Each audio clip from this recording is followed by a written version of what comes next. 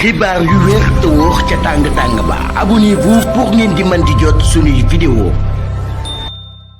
dal leen ak jàmm seen chaîne bi di Buzz 221 HD. kii di Mamadou Diagne Fada di ak personnalité politique bu kenn dootu présenté ci réew mi di Sénégal di njiitalu parti politique bi ñu tippee LDR yeesal fësal na ay kàddu daal di ŋàññ ci bépp boor waa régime bu bees bu daal di nekk ci bopp réew mi si li ni mel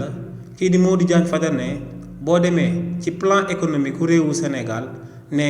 akub catastrophe économique moom moo daal di am ci réewu Sénégal te ne li ni mel moom moo sabab Sénégalais yi ba tey ñoo ngi daal di sonn te ne état bu Sénégal andiwuñ benn saafara ngir daal di faj jafe-jafe yi nga xam ne moom la Sénégalais yi di nekk di dund. ndax ne état bu Sénégal daal di nay wàññi ceeb daal di wàññi diwlin daal di wàññi ay denrées de première nécessité ak carburant bi waaye ne li ni mel bu amee du seen jàmbarte ndax coût international bi moom moo daal di wàññeeku te ne lu ñu nemmeeku moom mooy que ne état bu Sénégal lu mu wàññi dafa daal di néew ba loolee jëriñu dara sénégalais lambda bi nga xam ne day taaba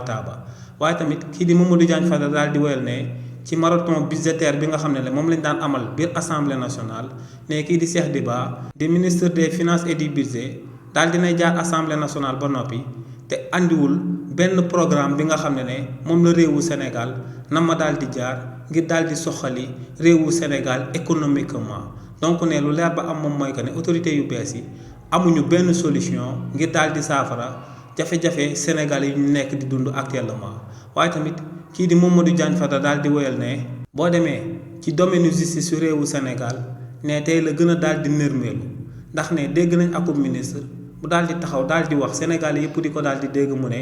fonds yu ñu ko jébbaloon ngir mu daal di koy jébbal Sénégalais yëpp da ko daal di détourné daal di koy jébbal ay ex-détenus waaye tamit ne dégg nañ akub ministre bu taxaw di ŋàññi magistrature bi naan ñooñee duñ amal seen liggéey te ne ba tey justice laalu ko xoolu ko benn yoon ne tamit ba tey da ngay daal di gis ay anciens ministres yu bokkoon ci régime président Macky Sall yi nga xam ne dañuy daal di am ay décisions de justice yi nga xam ne duñ ko appliquer ci saa si dañuy daal di téye kooku donte dañ koy may akub liberté provisoire waaye ci kaso bi lañ koy daal di téye daal di ko fay tëjandi ay semaine après ñu koy soog a daal di génnee. ne tamit ba tey ci justice bi da ngay gis koo xam ne dafa feebar état de santé mayetu ko mu daal di tëj ci kaso bi ñu téye ko daal di koy tëj par la force daal di jël ay àq ak yelleefam yépp nekk di ko salfaañee donc ne lu leer ba am tamit moom mooy que ne ci régime son excellence président Bassirou Diomaye Diakhar Faye ak premier ministre am bii di Ousmane Sonko ne justice moo ngi sooxe bu baax a baax ci réewu Sénégal waaye tamit kii di Mamadou Diagne Fada daal di woyal ne boo demee ci domaine démocratie ne liberté d'expression ak liberté d'opinion léegi ci réewu Sénégal léegi léppay daal di sooxe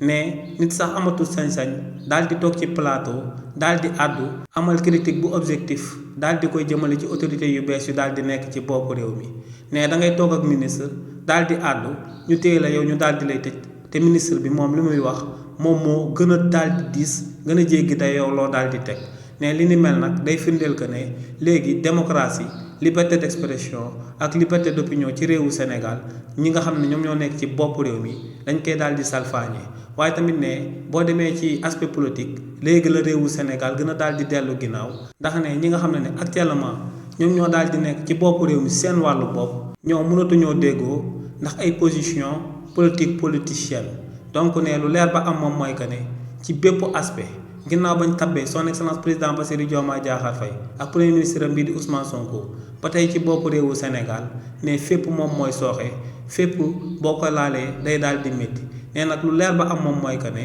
ñoom waa FDR te kuréel gi nga xam ne si la daal di bokk na mën nañoo daal di amal tamit akub tournée politique si bi nga xam ne dinañ gën a daal di soññ Sénégalais yi ngir ñu daal di xam enjeu yu moment yi daal di wàcc daal di manifester daal di jàmmaal ak régime bu bees bu fi daal di nekk ndax ne ñooñee Sénégal yi dañoo juumoon daal di leen di tabb waaye nag ne actuellement ñoom dinañ daal di liggéey ba ñu ëpp ci Sénégal yi daal di xam que ne ñooñu dañoo war a jóge ci bopp réew mi te ne loolee nam nañ cee daal di taxaw temm.